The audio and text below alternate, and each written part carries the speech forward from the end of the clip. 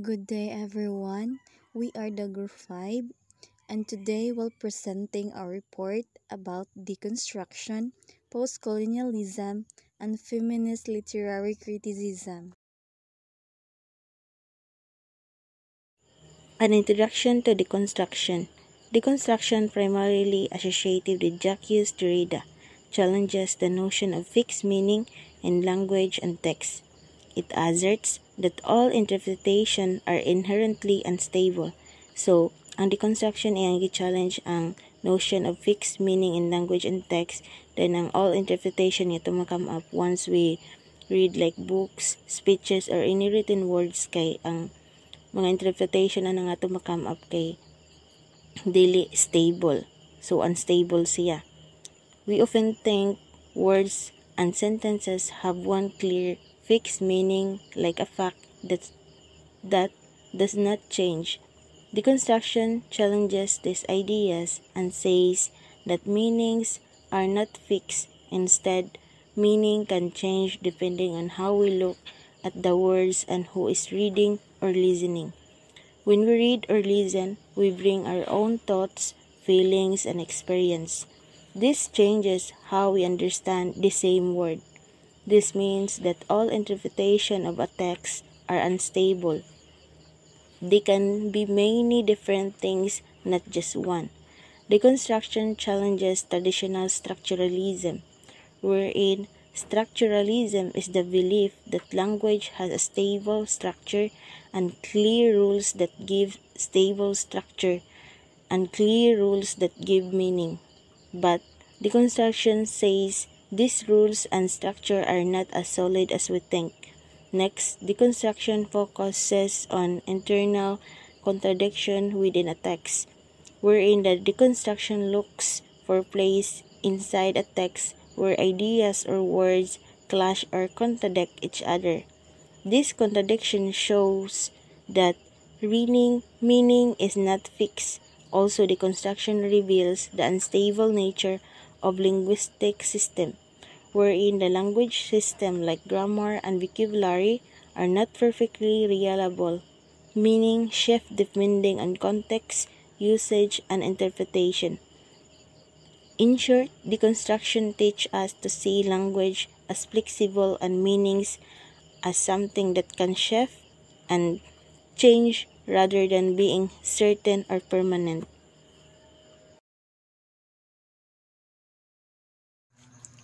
For the key concepts and deconstructions, there are three. The first one is the difference, a term coined by Derrida, emphasizing that meaning is perpetually differed and always relational, never fully present. Nagpasabot nga ang kahulugan sa usa ka pulong dili jud mahuman, which is ang kahulugan permi nag-agi sa uban nga pulong ug dili nato makuha dayon ang tinuod nga buot ipasabot ani. Ang kahulugan magdepende sa uban nga pulong or lugar. And the second one is the logocentrism, the critique of the Western philosophical traditions that prioritizes presence or spoken language or writings seeking an ultimate founding truth. Sa una, mga tao nagtuo nga mas sinuod ang isulti kaysa sa isuwat. Pero, ingon si Derrida nga both are the same. Pareho nga gipaagi para masabtan ang pulong ug walay usang mas tinuod ug walay usa nga mas dili tinuod. Ang kahulugan dili makuha sa usa lang ka pamaagi.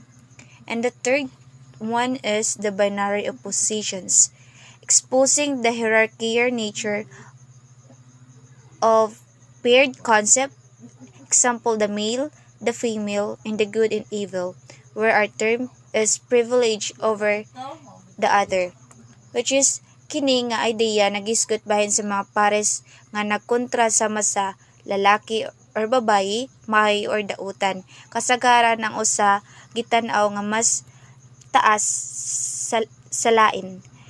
Pero ingon si Derrida nga ang duha is magtinabangay para makuha ang kahulugan nga dili dapat ang usa lang ang mulabaw o dili dapat ang usa kay muubos.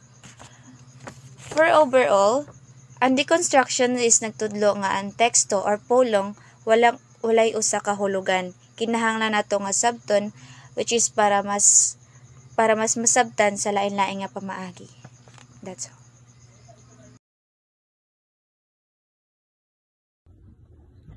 Voice from the Margins, Understanding Postcolonial Theory. Postcolonial theory examines the lasting legacy of colonialism and imperialism, focusing on the cultural, political, and the economic impacts on formerly colonized nations. It seeks to reclaim histories and voice suppressed by imperial narratives, challenging Eurocentric views of the world. Ang postcolonial theory nagtanaw sa taas nga impluwensya sa mga mananakop sa kultura o politika o ekonomiya sa usa ka nasod. Gusto nini na ibalik ang kasaysayan o tingog sa mga tao nga napugngan o napahilom sa panahon sa kolonisasyon o ilasang gisulayan kontrahon ang mga Europeo mga kanluranon aron ipakita nila na aduna pud sila right mo tingog. What is core tenets of post-colonialism are the main ideas or principles that helps us understand what happens to people and cultures after colonization. For example, sa dihang gikolonisa sa Espanya ang Pilipinas, so gidala nila ilahang relihiyon. So relihiyon hasta ilahang sistema silang gobyerno dito, which is kung unsa jud ang rules sa ilang gobyerno dito, ilang jung mo pud ilang gi-apply dito sa Philippines nga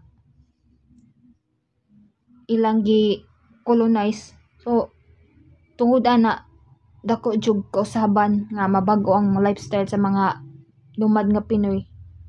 Gumika lang ana nga pamaagi nga ilang gibuhat, which is ang pag-colonize. So naitulo ka main core tenets. So number 1, hybridity. Number 2, subalternity. Number 3, Orientalism. So a hybridity, this means the mix of different cultures and identities. Because of colonization, it creates new ways of living and expressing themselves. Example, a country may keep some native traditions while also adopting foreign influences. Subalternity. This focuses on experience of people who marginalized or have no voice in society. Example, slaves and laborers, those forced to work for colonizers without fair treatment or recognition. So, literal nga mga pobre nga mga tao jud nga dili sila ka voice over silang freedom. So lastly, Orientalism. This explains how Western countries saw Eastern Asian as exotic or less civilized. This idea made the West feel superior and justify their domination. So, kaniday si Edward Said kay he was a Palestinian-American writer, scholar, and teacher who became famous for his book Orientalism. And gipublish ni siya pag 1978. So siya ang writer sa Orientalism. And gipublish pag 1978.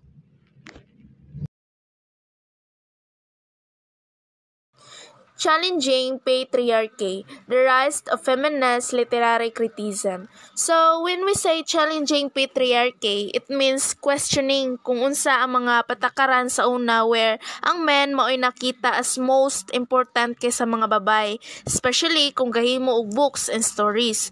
Kay sa una, most literature was written by men and about men, while ang mga babay gina-ignored or misrepresented tungod kay ang mga pagtan-aw nila sa mga babay before kay mga weak, like dili mabuhat sa mga babay kung unsa ang mga nabuhat sa mga lalaki. Mauna, ang feminist criticism gitry nga ma-change na ang panan-aw or kana nga tuo-tuo.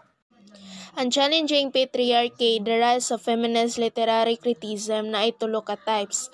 Number 1, revisiting the canon. Number 2, gendered reading. Number 3, political act. Revisiting the canon. So, canon means mga listahan sa mga importanteng or classic nga mga libro. So, revisiting the canon which means nga ang mga feminist critics gusto balikan ang mga classic or famous nga books sa literature kay tungod sa una, mostly men ra ang gipaapil sa listahan sa mga importanteng nga authors. But, gusto sa feminist criticism nga maapil pud ang mga babae nga author so gilahang mga story like ni Virginia Woolf, ni Mary Shelley ug ni Jane Austen, importante pud ilang mga voice and experience. So ang main purpose ani kay ipakita nga patas ra ang value sa babae ug sa lalaki sa literature. So, second is gendered reading. So, bot pasabot, pagbasa sa story using sa pagtan-aw sa gender kung patas ba ang gipakita sa bida nga lalaki or sa bida nga babae ana nga story. So, for example, good kato ang fairy tale nga Cinderella. So, ang role sa lalaki nga to is dato ug siya ang nagluwas sa babae which is Cinderella. And then si Cinderella dito ang iyang role is buutan pero nagpaabot lang siya nga tabangan siya sa lalaki. So, ang feminist criticism gaingon nga ang unfair ang ilahang portrayal tungod kay dapat ipakita po didto nga ang babae kay nang makaya bitaw niya nga manginabuhi sad o maluwas siya sa iyang kaugalingon lang like dili siya magsalig sa lalaki. So last, political act. Ang political act sa feminist literary criticism kay nagpasabot nga ang pagbasa or pagtan-aw nato sa story dili lang para malingaw, kundi makita pud nato kung patas ba ang pagtrato sa mga karakter.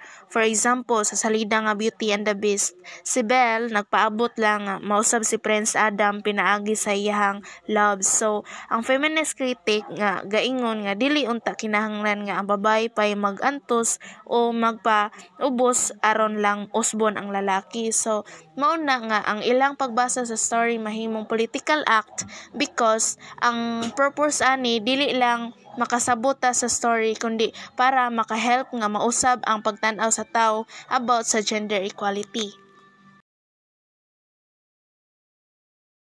Diagram shows how three literary and cultural theories, which are feminist criticism, deconstruction, and post-colonial theory, are related and overlap.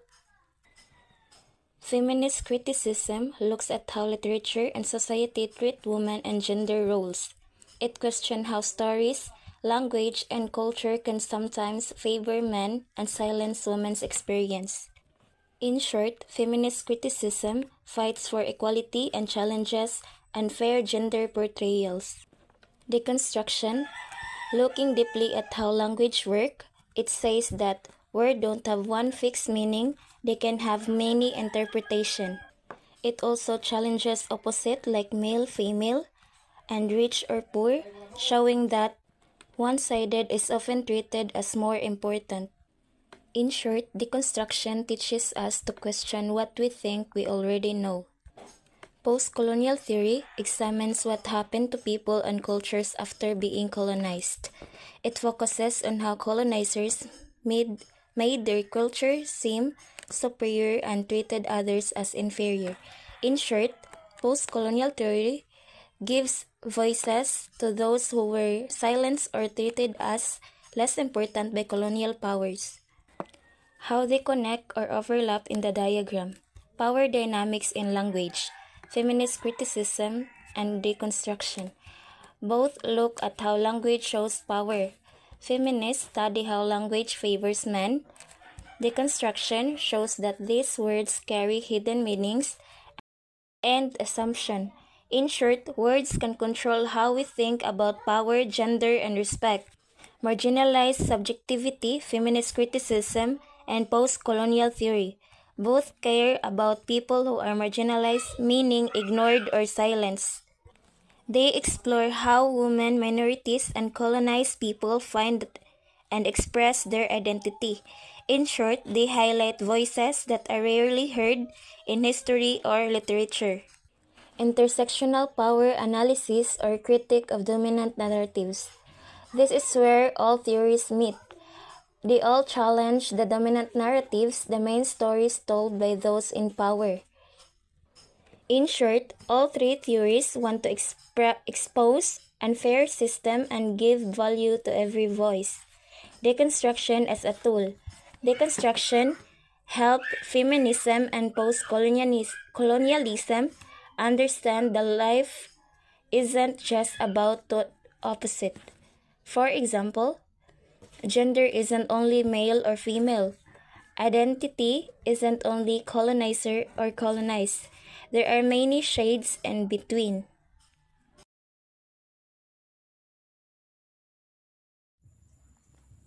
Applying these lenses to The Tempest by William Shakespeare.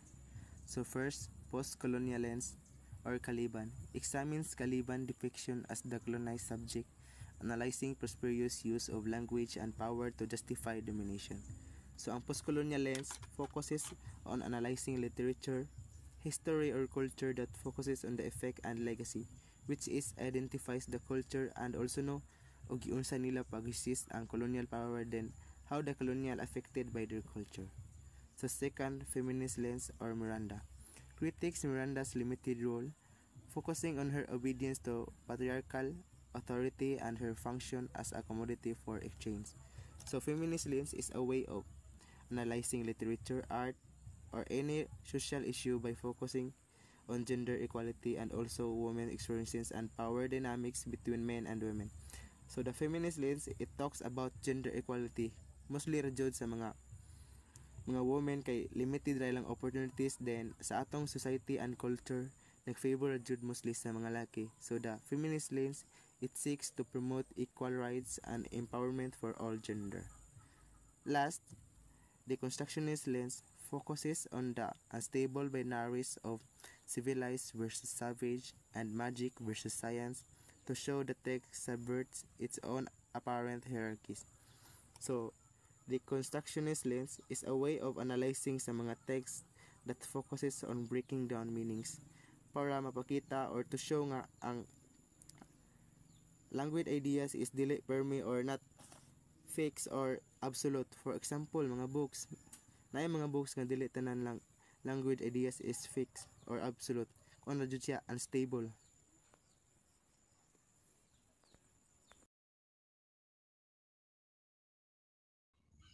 Conclusion: her thinking text and power structured. In critical insight, this emphasizes that literary theories aim to go deeper than basic interpretation. They help uncover hidden power dynamics within text, how authority, control, and influence operate beneath what's being said.